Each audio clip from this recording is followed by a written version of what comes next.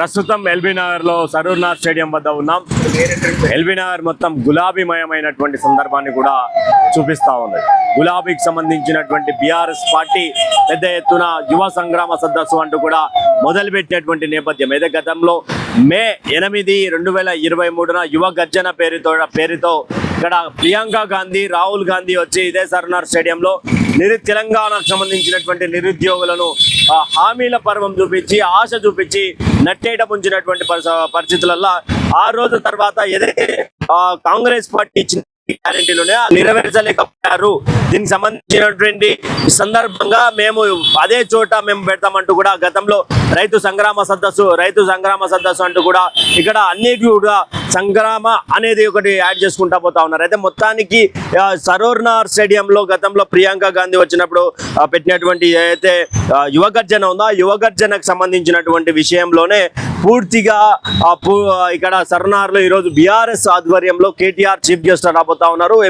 MLA Sudheer Reddy ఆధ్వర్యంలో ఇక్కడ యువ సంగ్రామ సదస్సు నడుస్తూ ఉన్నటువంటి నేపథ్యం చూస్తా ఉన్నాం. అయితే పూర్తి స్థాయిలో ఇక్కడ ఒక్కసారిగా ఎల్బీ నగర్ మొత్తం బీఆర్ఎస్ పార్టీకి సంబంధించినటువంటి ఏరియా పరంగా చూస్తా ఉన్నారు. ఇక్కడ పోలీస్ అంటే నిన్నటి వరకు సాయంత్రం వరకు కూడా పర్మిషన్ రానటువంటి పరిస్థితి.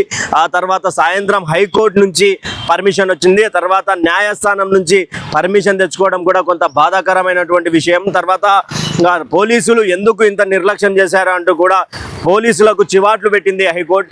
అంటే ఈ పూర్తి అంటే ఇదంతా ప్రభుత్వ కుట్రే అని చెప్పేసి కూడా మాట్లాడుతూ ఉంటే ఒకసారిగా సరూర్నాథ్ సంబంధించినటువంటి స్టేడియంలోకి ఎంటర్ అవుతా ఉన్నాం. దీనికి సంబంధించినటువంటి బ్యానర్ ఐటమ్ చూసుకోవచ్చు. యువ సంగ్రామ సదస్సు అంటూ కూడా బీఆర్ఎస్కి సంబంధించినటువంటి బ్యానర్లు, తర్వాత మొత్తానికి కూడా బ్యానర్లకు సంబంధించినటువంటి ఇదంతా కనిపిస్తూ ఉన్నది. అయితే రేవంత్ రెడ్డి నయవంచ పాలన అంటూ కూడా బీఆర్ఎస్ పార్టీ చేసినటువంటి 3 సంవత్సరాల పరిపాలన మీద ఏంటి మీ కామెంట్ అని అందరినీ కూడా నిరుద్యోగులను మోసం చేశారు. సంవత్సరంలో 2 లక్షల ఉద్యోగాలు ఇస్తాం.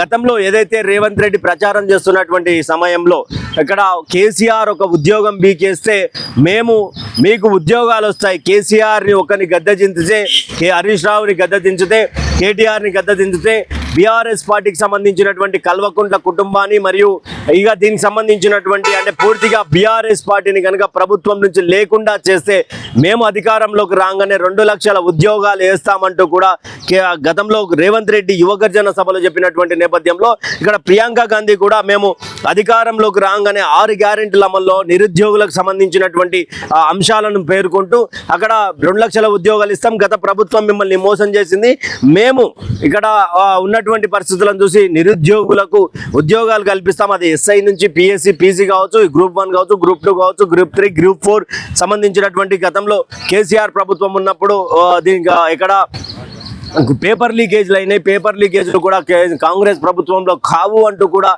పెద్ద ఎత్తున ఇక్కడ నుంచి స్టేట్మెంట్లు పాస్ చేసినటువంటి అంటే ఇక్కడ నుంచి తెలంగాణ ప్రజల ముందు పెట్టినటువంటి సందర్భాన్ని చూస్తూ ఉన్నాం. అయితే ఇక్కడ ఉన్నటువంటి సందర్భంలో ఒకసారిగా మాట్లాడుకుంటే గతంలో మోసం చేశారు కదా, అందుకే మేము ఈరోజు యువ సంగ్రామ సదస్సు పెడుతున్నామంటూ కూడా కేటీఆర్ ఎమ్మెల్యే సుధీర్ రెడ్డి నాయకత్వాన కేటీఆర్ చీఫ్ గెస్ట్ రాబోతా ఉన్నారు. అంటే రీసెంట్గా చూస్తే దిల్సుఖ్నగర్ సంబంధించినటువంటి జీవో నెంబర్ 46 బాధితులు కావచ్చు, తర్వాత ఎస్ఐకి సంబంధించినటువంటి ఆస్పిరెంట్స్ కావచ్చు, తర్వాత నిరుద్యోగులు కావచ్చు, గురుకులాలకు సంబంధించినటువంటి కావచ్చు, రీసెంట్గా వేసినటువంటి ఎస్ఐపిసి పోస్టులలో 19,000 ఖాళీలు ఉన్నాయని చెప్పేసి గత మాజీ డీజీపీ మాట్లాడడం, తర్వాత కొత్తగా వచ్చినటువంటి డీజీపీ 14,000 అనడం, ఇక్కడ కాంగ్రెస్ పార్టీ ప్రభుత్వం మాత్రం 5,000 పోస్టులు వేయడం, ఆ తర్వాత మరికొంత ఉధృతమైనటువంటి ఉద్యమాన్ని చూపిస్తామని చెప్పేసి నిరుద్యోగులంతా రోడ్డెక్కినటువంటి నేపథ్యంలో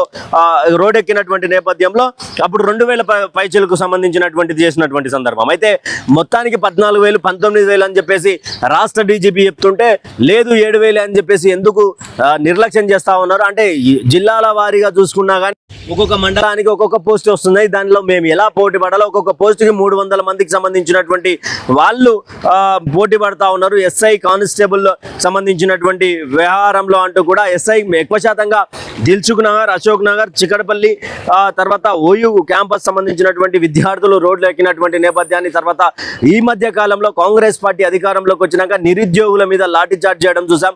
తర్వాత ఫీజు రియంబర్స్మెంట్ అడిగినటువంటి ఏబీవీపీ కార్యకర్తల మీద కూడా పోలీసులు లాఠీ చార్జ్ చేయడం చూసాం. ఇదంతా కూడా నియంత పాలన అంటూ కూడా కేటీఆర్ బీఆర్ఎస్ పార్టీ బలంగా ఆరోపిస్తున్నటువంటి నేపథ్యంలో ఇప్పుడు ఎస్ఐపిసికి సంబంధించినటువంటి 19,000 పోస్టులు కావాలా, 7,000 పోస్టులు అయితే ఒక్క పోస్టుకి 300 పైచీలకు అభ్యర్థులు పోటీ పడాల్సి వస్తుంది అంటూ కూడా అభ్యర్థులు అందరూ కూడా రోడ్డెక్కినటువంటి నేపథ్యంలో ఇప్పుడు ఇక్కడ కేటీఆర్ సంబంధించినటువంటి యువ సంగ్రామ సదస్సు కొంత చర్చనీయాంశమయ్యే అవకాశం ఉంటుంది. తర్వాత ఇక్కడ తెలంగాణలో రైతులకు సంబంధించినటువంటి ప్రతి ఒక్క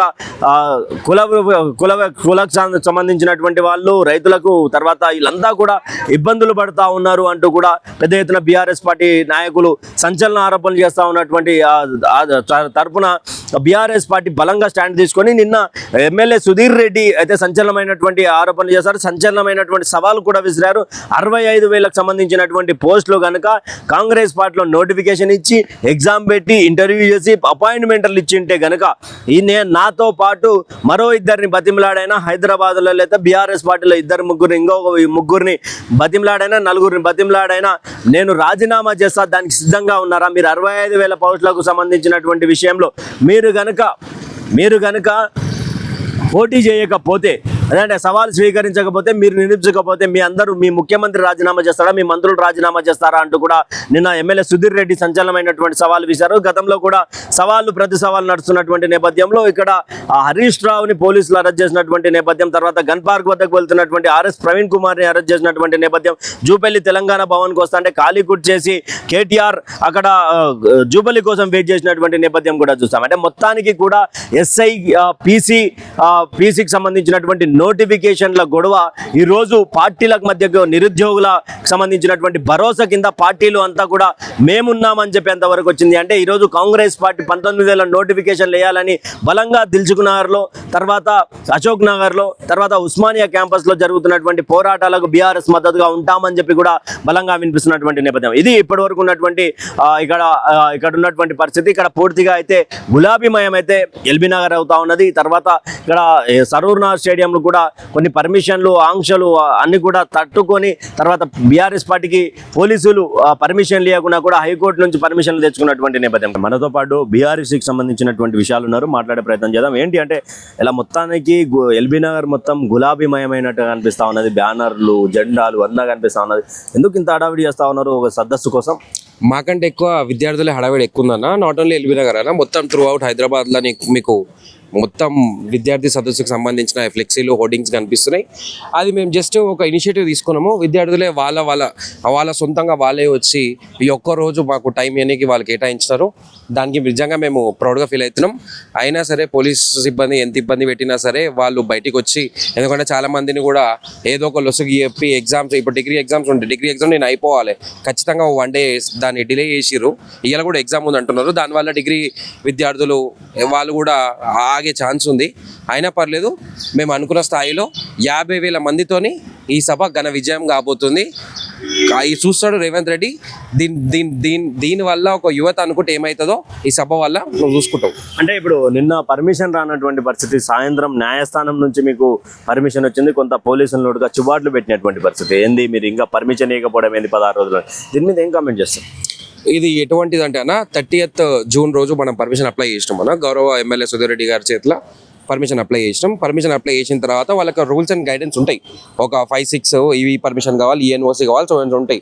డైలీ ఒకటి కావాల్సుకొని ఆపుదాము అని ఒక ప్లాన్తోని ఖచ్చితంగా సీఎం ఆఫీస్కి వెళ్ళి వాళ్ళకి ప్రెషర్ వచ్చింటుంది. కాబట్టి పోలీస్ సిబ్బంది కూడా మాకు వెంటనే పర్మిషన్ వేయడానికి చేసిరు.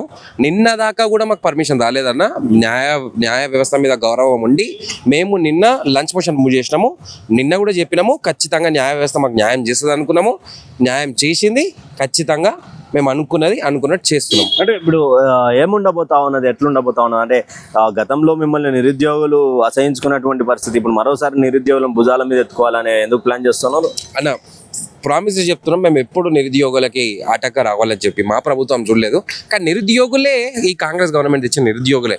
ఎందుకంటే ఏదో వాళ్ళు మిస్టేక్గా అనుకొని మా గవర్నమెంట్ దించారు వాళ్ళే అయినప్పటికీ అయినా సరే వాళ్ళ తప్పు వాళ్ళే చేసాం అన్నట్టుగా ఖచ్చితంగా ఈ గవర్నమెంట్ కూడా దించే బాధ్యత వాళ్ళ భుజాల మీద వాళ్ళే మోస్తున్నారు. ఖచ్చితంగా ఇంకా కాంగ్రెస్ లైఫ్లో రాకుండా నిరుద్యోగులే భరోసా తీసుకుంటా అని చెప్పి హామీ ఇస్తున్నారు. కాళ్ళకు బలపాలు కట్టుకొని మరి కేటీఆర్ తిరుగుతా ఉన్నాడు. అంటే జిహెచ్ఎంసీ ఎన్నికల కోసం అనుకోవచ్చా ఈ స్టంట్ అంతా ఎల్బీ నగర్ ఇదంతా? మీరు నాట్ ఓన్లీ జీహెచ్ఎంసీ ఇంతకుముందు మీరు చూసినా మూసీ పోరుబాట అయింది, తర్వాత గురుగులు పోరుబాట అయింది. మేము ఏదో ఒకటి ఇష్యూ ఏదో ఒకటి చేస్తున్నారు కాబట్టి ఎలక్షన్స్ వస్తున్నాయనో వేరే వస్తున్నాయనో లేదన్నా. పేద ప్రజలు ఇల్లు పోతుంటే మేము ఆడవేనాం, ఫుడ్ పాయిజన్లు అవుతుంటే మేము ఆడ తిరిగినాం, ఏడ తిరుగుతలేమన్నా. ఫ్యామిలీ మొత్తం ఇచ్చిపెట్టుకొని మేము కూడా అంతే రోడ్ల మీద ఉన్నాము. మా లీడర్ కేటీఆర్ గారు కూడా మాకంటే ఎక్కువ ఆయననే ఉన్నాడు. మీ ఎమ్మెల్యే సుధీర్ రెడ్డిని సంచలన ఆరోపణలు చేశాడు. అంటే 65,000 ఉద్యోగాలకు నోటిఫికేషన్లు అన్ని కనుక వీళ్ళే ఇచ్చారని చెప్తే నేను రాజీనామా చేస్తా, నాతో పాటు ఇద్దరితో రాజీనామా చేపిస్తా అన్నాడు. దాని మీద మరి ఒకవేళ వాళ్ళు నిరూపిస్తే కట్టుబడి ఉంటారా మీ పార్టీలో? మేము వాళ్ళు వేసిన ప్రతి సవాల్కి మేము ఎప్పుడైనా సరే నో చెప్పలేదన్న. మా లీడర్లు కూడా ఎప్పుడు నో చెప్పలేరు. అంతకుముందు కూడా వాళ్ళు ఇదే ఇష్యూ మీద అసెంబ్లీకి వస్తా అంటే రామన్నం, అమరవీరుల స్థూపంకి వస్తా అంటే రామన్నం, ఆర్ఎస్ ప్రవీణ్ కుమార్ అన్న కూడా దాన్ని ఛాలెంజ్ తీసుకుంటూ ఆ రోజు కూడా మేము వస్తా అని చెప్పినాం. మీరే ఉన్నారు లైవ్లో ఆ రోజు తెలంగాణ భవన్లో, వాళ్ళు ఛాలెంజ్ చేస్తలేదు వాళ్ళైనా సరే. మేము ఏ రోజైనా దానికి మేము రెడీ అన్నప్పుడు ముందర అరెస్ట్ చేసేది కూడా వాళ్ళే. మేము ఛాలెంజ్ చేస్తారు కానీ దాన్ని నిరూపించరు. ఫైనల్గా ఏం చెప్తారు రేవంత్ రెడ్డికి? అంటే ఈ యొక్క సభతోటి ఏం చెప్పాలనుకున్నారు? మంచి 4D వ్యూలా రేవంత్ రెడ్డి ఈ సభ చూడు లైవ్. ఇప్పుడు కన్నా నీకు బుద్ధి వస్తుందేమో. నేను ఈ మన సిపి ప్లస్ టీవీగా చెప్తున్నా, ఈ మంచి కెమెరాలు మంచిగా జర ఒక 1 hour టైం తీసుకొని సభ ఎట్లుంటుందో, సభ ఎట్లా చేయాలో ఈ సభ చూసుకో. నిరుద్యోగులు అనుకుంటే ఏమవుతుందో కూడా ఈ సభనే ఆదర్శం.